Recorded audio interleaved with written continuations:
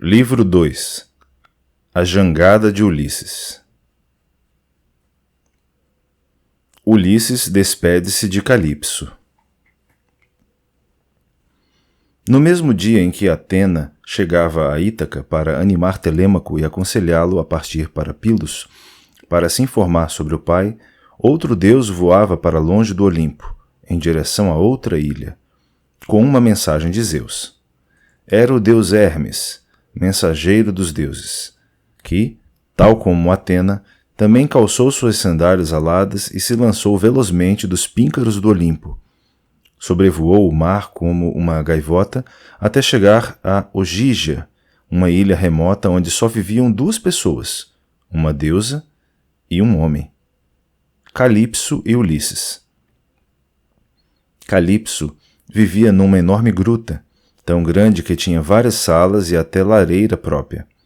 Em torno da gruta crescia um bosque frondoso de álamos, choupos e ciprestes, perfumados, onde aves de longas asas faziam seus ninhos, corujas, falcões e corvos marinhos, aves que mergulham no mar à procura de peixe. E ao redor da côncava gruta estendia-se uma vinha, uma trepadeira no auge de seu viço, cheia de cachos. Fluíam ali perto 4 nascentes de água límpida, juntas umas das outras, e floriam suaves pradarias cobertas de violetas. A paisagem era tão bela que até os deuses ficavam maravilhados de vê-la, e Hermes, antes de entrar na gruta, primeiro contemplou aquela visão. É que a mensagem que trazia de Zeus para Calipso era extremamente desagradável. Calipso reconheceu imediatamente o deus, assim que o viu. Sentou-o num trono resplandecente e depois lhe disse: Diga-me, ó Hermes, por que razão aqui veio? Até hoje nunca foram frequentes suas visitas. Exprima sua intenção. Assim falando, Calipso colocou na frente de Hermes uma mesa carregada de ambrosia. Depois lhe ofereceu néctar, a bebida dos deuses. Hermes comeu e bebeu em silêncio. Por fim, tomou a palavra e disse: Você, uma deusa, pergunta a mim, um deus, por que vim? Então vou falar-lhe com verdade, pois assim é exigido.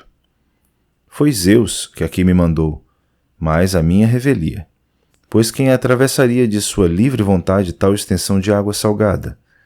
Nesta ilha não há homens que ofereçam aos deuses sacrifícios e sacras hecatombes. Mas não é possível ao outro deus ultrapassar ou frustrar o pensamento de Zeus. Diz ele que tem aqui o mais infeliz de todos os homens que em Troia combateram. Os companheiros dele morreram, mas ele foi para cá trazido pelas ondas e pelo vento. O caso é este. Zeus quer que rapidamente se despeça desse homem, pois não é seu destino aqui ficar longe da mulher que ama. Determina o destino que ele regresse para sua pátria. Assim falou, seco e sem emoção. Calipso estremeceu, indignada, e retorquiu muito sentida. Como os deuses são cruéis e invejosos, levam a mal que nós, as deusas, nos apaixonemos por um homem mortal. Que rancor vocês sentiram quando a aurora de róseos dedos amou Órion? Por isso convenceram Artemis a matá-lo com suas setas.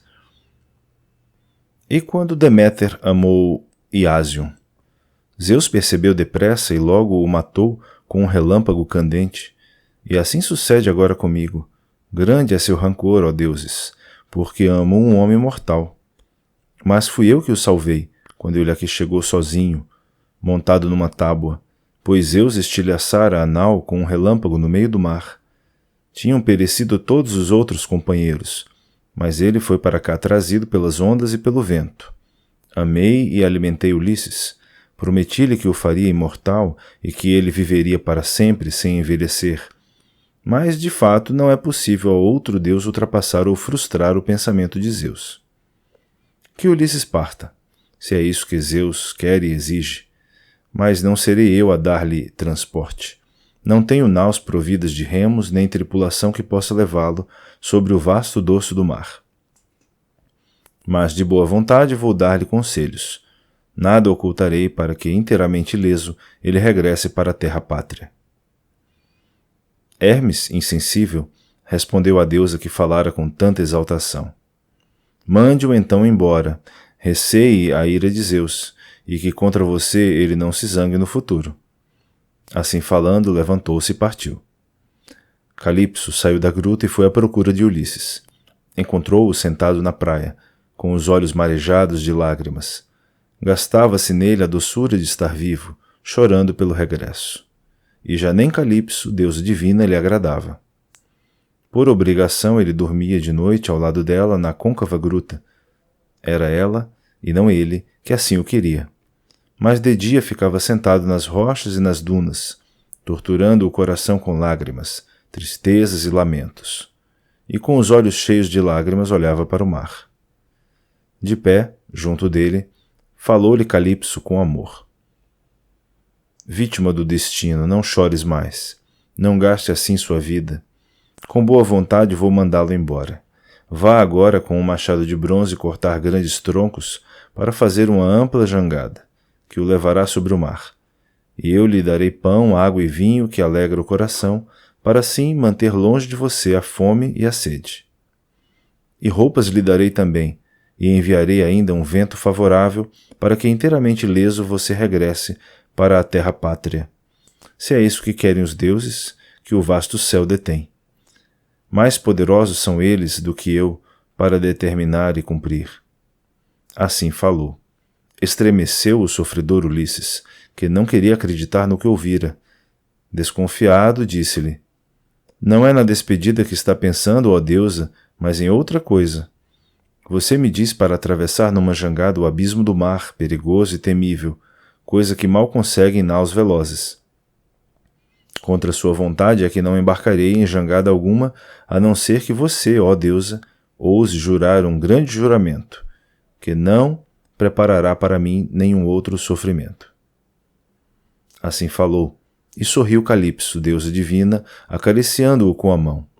Depois o chamou pelo nome e disse: Ulisses, na verdade é mesmo rápido e excelente entendedor para ter-lhe ocorrido tal pensamento. Toma então por testemunhas a terra e o vasto céu por cima dela e os rios infernais, que se precipitam nas profundezas. Juramento maior e mais terrível para os deuses imortais. Que não prepararei para você nenhum outro sofrimento. Não.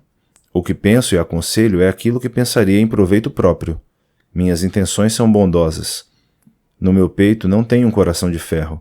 Também sei sentir compaixão. Assim falou. Partiu na frente Calipso, caminhando depressa, e ele seguiu em seu encalço. Chegaram à côncava gruta, a deusa e o homem. Ulisses sentou-se no trono de onde havia pouco Hermes se levantara, e a deusa pôs em sua frente coisas abundantes para comer e beber, das que se alimentam os homens mortais. Depois sentou-se diante do divino Ulisses. Lançaram-se as iguarias que tinham em sua frente, e depois de afastarem o desejo de comida e bebida, quem começou a falar foi Calipso. Filho de Laertes, Ulisses de mil ardis. Com o que, então, para sua casa e para a amada terra-pátria, quer agora regressar? Despeço-me e desejo-lhe boa sorte, mas se soubesse em seu espírito qual é a medida da desgraça que lhe falta cumprir, antes de chegar à terra-pátria, aqui permaneceria, para comigo guardar esta casa. E seria imortal, apesar do desejo que sente de ver sua esposa, pela qual anseia constantemente todos os dias. Pois eu declaro, na verdade, não ser inferior a ela. Mulheres não podem competir em corpo e beleza com deuses imortais. Respondendo-lhe assim falou o astucioso Ulisses. Deusa sublime, não se zangue comigo. Eu sei bem que, comparada com você, Penélope é inferior em beleza. Ela é uma mulher mortal. Você é divina e nunca envelhece. Mas, mesmo assim, quero e desejo todos os dias voltar para minha casa. E, se algum deus me ferir no mar cor de vinho, aguentarei, pois tenho no peito um coração que aguenta a dor. Já antes muito sofri e muito aguentei no mar e na terra. Que mais essa dor se junte às outras? Assim falou. O sol pôs-se e sobreveio a escuridão. Foram ambos para o recesso inferior da côncava gruta, onde gozaram o prazer do amor. Quando nasceu a aurora de róseos dedos, Ulisses vestiu depressa uma capa e uma túnica, e a deusa pôs um vestido de fio de prata, sutil e gracioso. Na cintura amarrou um cinto de ouro e sobre a cabeça colocou um véu. Então Calipso voltou o espírito para o regresso de Ulisses. Deu-lhe um grande machado, bem ajustado às mãos, brônzeo e afiado de ambos os lados, com um belo cabo de oliveira que estava fixo de modo seguro. Deu-lhe em seguida uma bem polida enxó. Depois foi na frente, indicando o caminho até o extremo da ilha, onde cresciam altas árvores, álamos, choupos e pinheiros tão grandes que chegavam ao céu, árvores secas de seiva que flutuariam facilmente. Mas depois de ter-lhe mostrado onde cresciam as árvores, Calipso voltou para sua gruta. Ulisses começou a cortar a madeira e rápido correu o seu trabalho. Cortou 20 árvores e logo as desbastou com o bronze. Alisou-as com perícia e endireitou-as com a ajuda de um fio. Tudo Ulisses perfurou. Depois ajustou as madeiras umas às outras, martelando as cavilhas e as travessas. Montou a coberta com vigas perto umas das outras e terminou a construção da jangada revestindo-a com tábuas compridas. Em seguida fez o mastro e fez ainda um leme com que pudesse dirigir a jangada. Uma proteção fabricou com vimes entrelaçados, como defesa contra as ondas. Nesse meio tempo, Calipso lhe trouxe panos, para que deles fizesse as velas. E ele as fez com arte. Juntou tudo e com alavancas conseguiu sozinho arrastar a jangada para o mar. Sobreveio o 4º dia e tudo já estava pronto. No 5º dia, Calipso mandou-o embora da ilha, depois de dar-lhe banho e vesti-lo com roupas perfumadas. Na jangada, a deusa colocou um odre de vinho e um odre grande de água. Num alforje de pele pôs comida e muitas coisas que alegram o coração. Fez soprar um vento suave e sem perigo, e nesse vento, com grande alegria, Ulisses desfraldou as velas. Sentou-se e, com o leme, dirigiu a jangada de modo competente. E o sono não se abateu sobre suas pálpebras enquanto olhava para as estrelas, para as Pleiades, para o boieiro, que desce tarde no horizonte, e para a Ursa, a que chamam Carro, cujo curso revolve sempre no mesmo lugar, fitando Órion. Dos astros, só a Ursa não mergulha nas correntes do oceano. Era essa a constelação que Calipso lhe dissera que mantivesse do lado esquerdo enquanto navegava. Durante 17 dias navegou sobre o mar, e no 18º apareceram as montanhas sombrias da terra dos Feácios, na zona da ilha que dele menos distava, e a terra parecia um escudo no meio do mar brumoso. Mas Poseidon, o deus do mar, viu Ulisses à distância que lhe surgira diante da vista, navegando em sua jangada. Muito se enfureceu o deus, pois Ulisses havia tempos tinha cegado o único olho de seu filho, o monstruoso Cíclope. Poseidon abanou a cabeça e disse consigo: "Ah, de certo os deuses mudaram de intenção a respeito de Ulisses, e agora está perto da terra dos Feácios, onde está destinado que escape da dor que sobre ele se abateu. Mas ainda o perseguirei pelo caminho do sofrimento." Assim dizendo, reuniu as nuvens e, segurando na mão o tridente, encrespou o mar. Incitou de todos os lados toda espécie de vento e escondeu com nuvens tanto a terra como o mar. A noite caiu a pique do céu. Colidiram os 4 ventos, o vento de leste, o vento de oeste, o vento de sul e o vento de norte, que fez rolar uma onda gigante.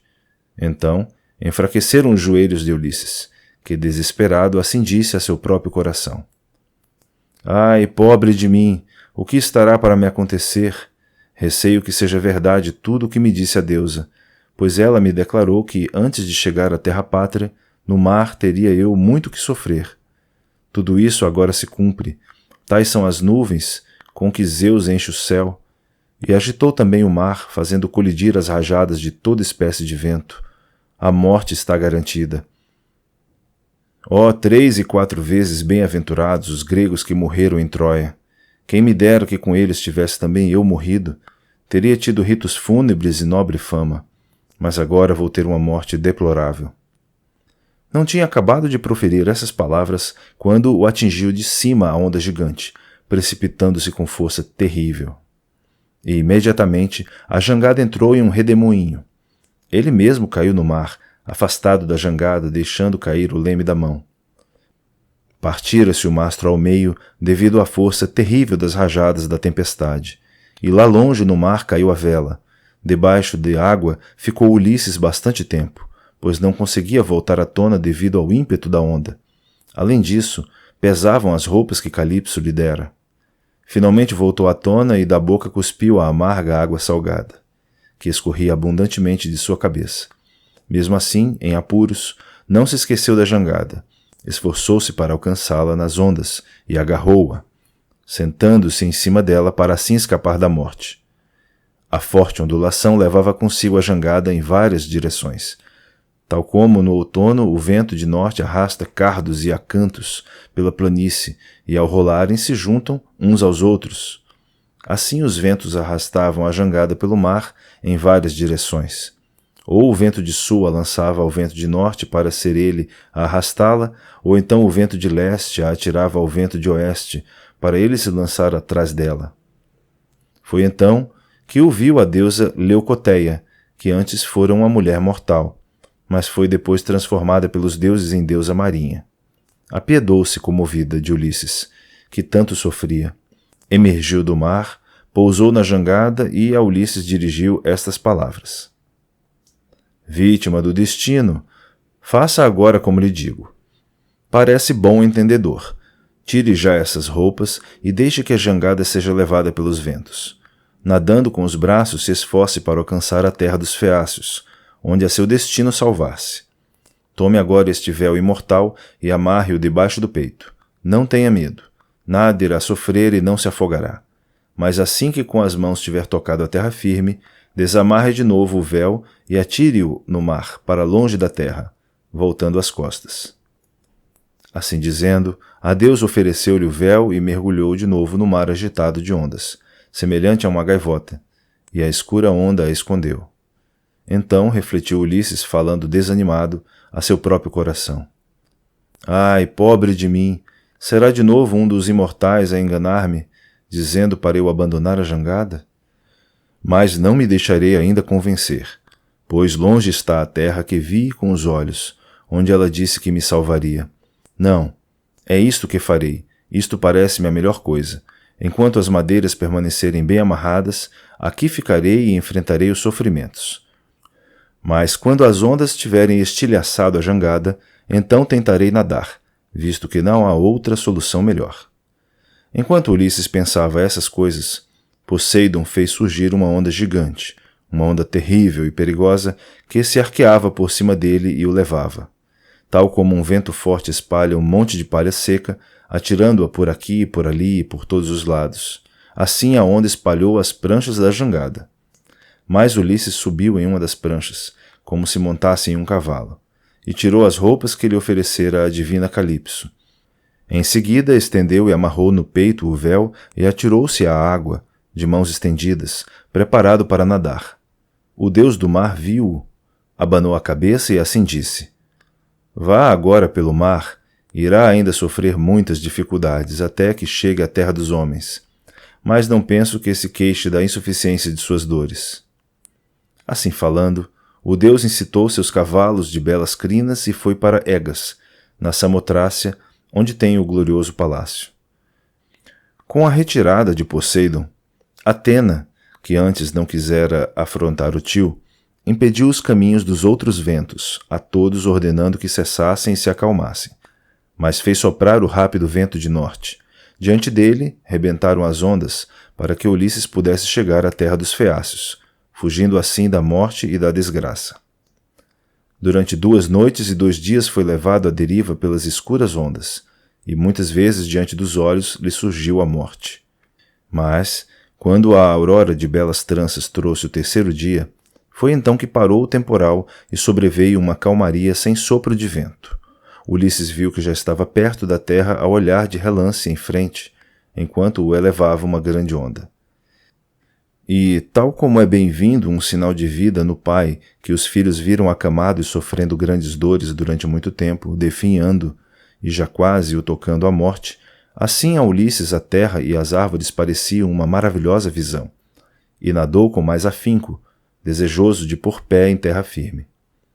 Quando, entre ele e a terra havia só a distância de um grito, ouviu o barulho retumbante do mar contra os rochedos.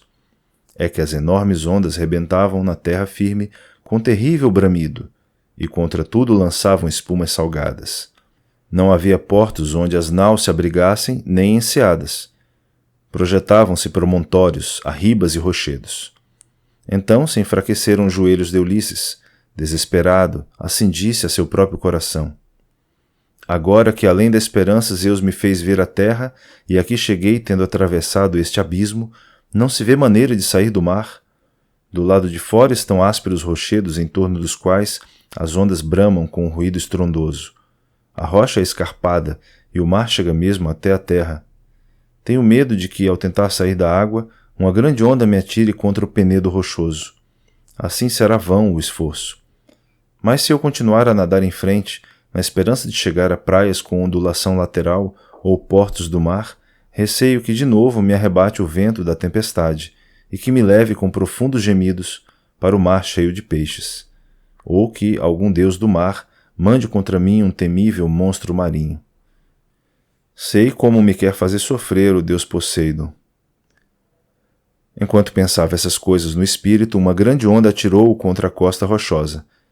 Teria ficado com a pele esfolada e os ossos partidos, se isso não lhe tivesse posto na mente a deusa Atena. Ao ser violentamente arrastado, agarrou-se com as mãos a uma rocha e ali ficou, gemendo, enquanto recuou a onda. Assim escapou a essa onda, mas no refluxo ela o atingiu de novo e arrastou-o para longe, para o alto mar. Tal como quando um polvo é arrancado de sua furna, às espessas lapas ficam agarradas partes dos tentáculos. Assim de suas mãos se esfolaram partes da pele contra as rochas, e de novo o cobriu a onda enorme. Iria ter se afogado o infeliz Ulisses para além do que lhe estava destinado se uma reflexão rápida não lhe tivesse dado Atena. Desviando-se de onde a arrebentação batia contra a costa, nadou em paralelo, olhando para a terra, na esperança de chegar a praias com ondulação lateral e portos de mar. À medida que nadava, chegou à foz de um rio, que lhe pareceu o lugar mais indicado, pois não tinha rochas e encontrava-se abrigado do vento. Logo dirigiu ao rio esta prece: ouça-me, soberano, quem quer que seja.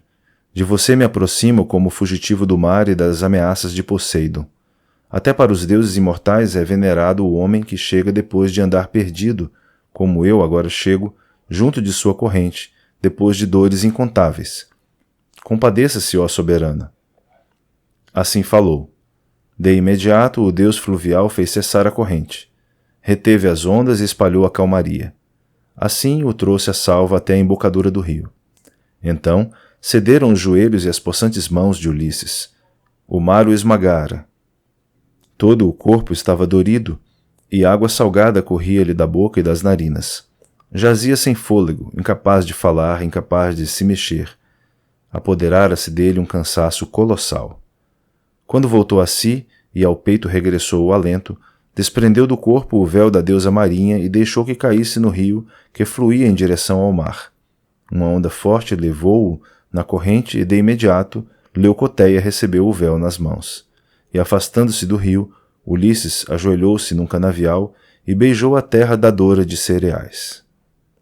Mais desanimado, assim disse em seguida: se aqui, junto do rio, mantiver vigília durante a noite, receio que a cruel geada e o fresco orvalho vençam, na fraqueza em que estou, meu espírito estafado. E do rio soprará logo de manhã um vento frio. Mas se eu subir esta elevação até o bosque sombrio e lá me deitar entre os densos arvoredos na esperança de afastar o frio e a fadiga, receio que ao dormir docemente me exponha como presa para as feras selvagens. Enquanto assim pensava, foi isto que lhe pareceu melhor: dirigir-se para o bosque. Encontrou-o em lugar bem visível. Ali entrou debaixo de 2 arbustos nascidos da mesma raiz, uma oliveira brava e uma mansa. Por entre esses arvoredos não penetravam os úmidos ventos, nem através deles o sol conseguia lançar seus raios, nem a chuva lá entrava, tal era a densidade com que estavam entrelaçados um no outro. Debaixo deles se escondeu Ulisses, e logo com as mãos tratou de fazer uma cama, pois ali não havia falta de folhas caídas. Seriam suficientes para 2 ou 3 homens em estação invernosa, por mais frio que fizesse. Olhando para a cama, Ulisses alegrou-se, deitou-se no meio dela e pôs folhas por cima do corpo. Tal como no campo, um homem que não tem vizinhos esconde uma brasa ardente na negra cinza, salvaguardando, desse modo, a faísca do fogo, para que não tenha de avivá-lo de outro lugar. Assim estava Ulisses coberto pelas folhas. E Atena derramou sobre seus olhos o sono, para depressa aliviá-lo do cansaço de tantos esforços, cobrindo suas pálpebras completamente.